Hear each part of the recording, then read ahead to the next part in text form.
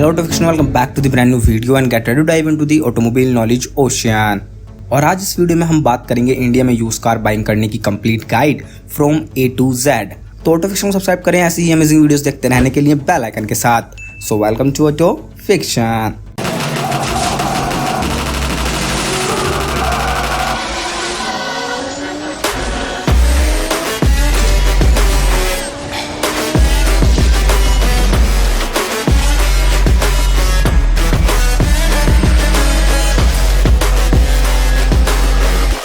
India में एक car खरीदना बहुत से लोगों के लिए एक नेसेसिटी है और बहुत सौ के लिए ये एक स्टेटस सिंबल होता है, लेकिन ज़्यादातर के लिए ये ड्रीम कम ट्रू होने वाली बात होती है। और वैसे कोई भी रीज़न हो, कार एक इम्पोर्टेंट पार्ट होता है इंडिया में। कार भी फिर आपके घर का मेंबर बन जाता है। लेकिन कार बाय करना एक मेजर्ड फाइनेंशियल डिसीजन होता है जिसमें आपकी बहुत सी सेविंग यूज़ हो जाती है। और ये यूज कार बाय करने का कॉन्सेप्ट और ज़्यादा ट्रेंड में आया है क्योंकि लोगों को रियलाइज होना स्टार्ट हो गया कि यूज कार भी उतनी ही अच्छी होती हैं जितनी कि एक न्यू कार। और क्या आपको पता है कि इंडिया की यूज कार मार्केट 2 गुना बड़ी है इंडिया की न्यू कार मार्केट से।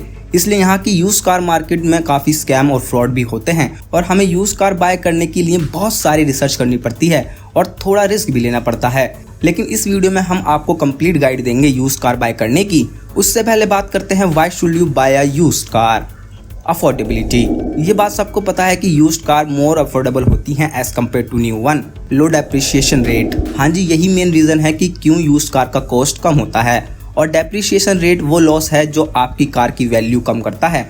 और डेप्रिसिएशन रेट डिपेंड करता है नंबर ऑफ फैक्टर्स पर, जैसे कार कितनी चली हुई है। मींस ऑडोमीटर रीडिंग जितनी ज़्यादा कार चली होगी उतनी ही उसकी वैल्यू डाउन होगी। और डेप्रिसिएशन डिपेंड करता है आपके कार के वियर टियर पर भी।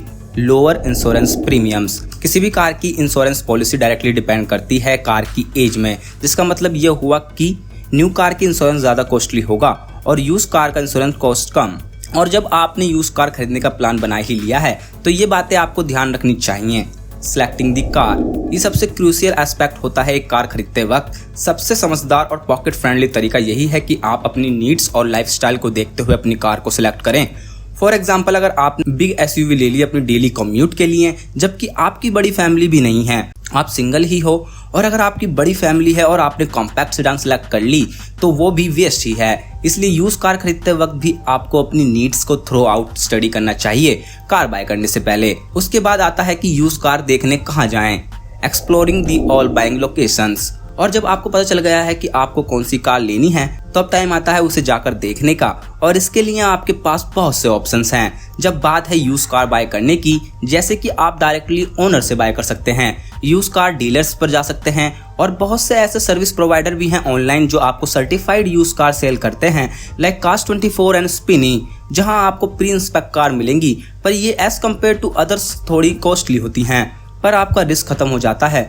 बल्कि ये कुछ टाइम के लिए आपको यूज कार पर भी वारंटी प्रोवाइड करते हैं। और अगर आपको कोई कार किसी बंदे से डायरेक्ट कांटेक्ट में मिल जाए तो आपको हेसिटेट नहीं करना चाहिए ये पूछने में कि भाई आप अपनी कार क्यों सेल कर रहे हो और कि आपने इसे कैसे यूज करा है, कभी कोई एक्सीडेंट हुआ है, माइनर और major, and car service history. और जितने क्वेश्चंस आप पूछोगे उतने चांसेस है कि आपको यूज कार गुड कंडीशन में मिले।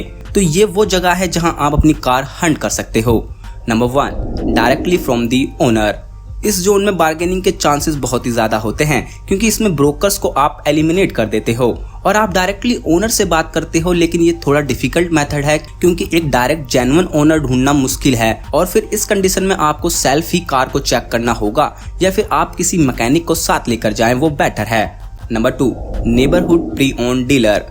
तो ये चीज़ सबसे आसानी से आपको मिल जाएगी क्योंकि आपके आसपास ऐसे बहुत से यूज कार डीलर होंगे आपके एरिया में। लेकिन इस मेथड में रिस्क बहुत होता है क्योंकि ये यूज कार डीलर बहुत सारे मेल प्रैक्टिसेस करते हैं, जैसे चांसेस हैं आपको ओडोमीटर टेम्पर्ड हो या फिर कार की डॉक्यूमेंट्स में अल्टरेशन हो। लेकिन ये बात ध्यान रखें कि ये कार्स आपको थोड़ी कॉस्टली मिलेंगी डायरेक्ट ओनर के कंपैरिजन में। Number 3, OEM brand used cars. अब जब इतने सारे यूज कार डीलर बैठे हैं मार्केट में तो उनमें से पता लगाना कि कौन सा रिलायबल है ये काफी डिफिकल्ट है। But for sure OEM use dealer no doubt एकदम रिलायबल होते हैं, like Maruti true value, Mahindra first choice etcetera. तो ये car most reliable use car होती है मार्केट के अंदर। और यहाँ तक कि आपको यहाँ से वारंटी और गारंटी भी मिलेगी जो कार आप यहाँ से बाय करोगे। Number 4, online classifieds. Sites like OLX Quikr इस कैटेगरी में आती हैं और ये ऑप्शन काफी टाइम सेविंग होता है क्योंकि एक क्लिक दूर आपको बहुत सारे ऑप्शंस देखने को मिल जाएंगे और ये पोर्टल से आपकी लाइफ काफी इजी हो जाती है। पर आप कंप्लीटली जो इन्फॉर्मेशन इन साइट्स पर दी गई है उन पर ब्लाइंडली बिलीव नहीं कर सकते, इसलिए आपको खुद जाकर वो कार चेक करनी चाहिए। और OLX एंड क्विकर पर एक आर्मी पर्सन वाला स्कैम बहुत चलता है, तो उसका जरूर ध्यान दें। Number 5, online use car retailers.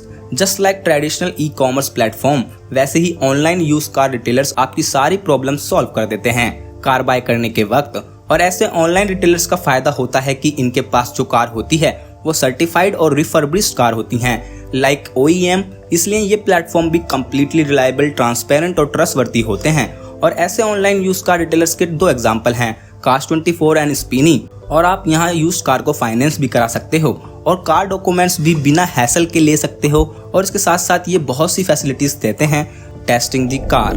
Okay, तो ऊपर बताए गए किसी भी मेथड से आपने अपनी पसंद की यूज कार ढूंढ भी ली है, तो अब बारी है कार को टेस्ट करने की। और एक सिंपल सी टेस्ट ड्राइव से भी आप कार के बारे में बहुत कुछ जान सकते हो अगर आप इन पॉइंट्स पर ध्यान दें।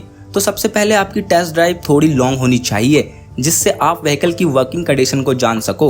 एटलीस्ट 5 किलोमीटर तो होनी ही चाहिए, वो भी डिफरेंट टाइप्स के रोड पर, जिससे आप कार को अंडरस्टैंड कर सको और उसके कंफर्ट को भी, लाइक कार सस्पेंशन और एनी रैटलिंग साउंड। तो आपको थोड़ा रफ रोड पर भी ड्राइव करना चाहिए। फर्स्ट टाइम कार जब आप स्टार्ट करो तो ध्यान रखें कि कार इंस्टेंटली स्टार्ट हो जानी चाहिए और उसमें से कोई स्ट्रेंज नॉइस नहीं आनी चाहिए सिवाय इंजन की हमिंग साउंड के। और गियर शिफ्ट करते वक्त गियर स्मूथली शिफ्ट होने चाहिए और क्लच पैडल रिलीज के वक्त व्हीकल बिना किसी जग के आगे बढ़ना चाहिए। एंड कार का स्टीयरिंग व्हील वाइब्रेट नहीं करना चाहिए, अगर वो वाइब्रेट कर रहा है तो कोई मेजर प्रॉब्लम के चांसेस हैं गाड़ी में। और कार के ब्रेक अप्लाई करते वक्त वो स्ट्रेट लाइन में ही स्टॉप्ड हो और जितनी फोर्स लगाई उसके प्रोपोर्शन में ही, अगर ऐसा नहीं है तो कार के अंदर मेजर ब्रेकिंग इशू है। लास्टली और इम्पोर्टेंट पॉइंट की आपको ऑयल लीकेज चेक करनी है इंजन और गियर बॉक्स में, कहीं लीकेज तो नहीं है। अगर कहीं लीकेज है तो ये साइन भी कोई अच्छा साइन नहीं।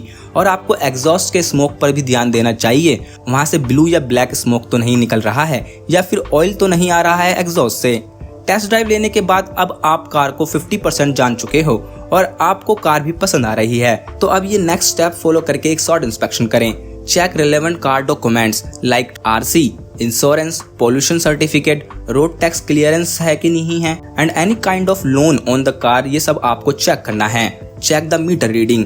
एक 5 ईयर ओल्ड कार 30,000 से लेके 40,000 किलोमीटर अगर चली है तो वो बेस्ट गाड़ी मानी जाएगी। और अगर मीटर टेम्पर्ड तो नहीं है, ये चेक करने के लिए आप उसके सर्विस रिकॉर्ड्स मांग सकते हो। कार को चारों तरफ इंस्पेक्ट करो कि कहीं रस्ट तो नहीं है, अंडर बॉडी भी चेक कर सकते हो और अगर कहीं रस्ट है तो आपको डील ऑफ कर देनी चाहिए। और टायर्स की क्या कंडीशन है, अगर टायर्स अच्छी कंडीशन में नहीं है तो आप यहाँ बार्गेन कर सकते हो।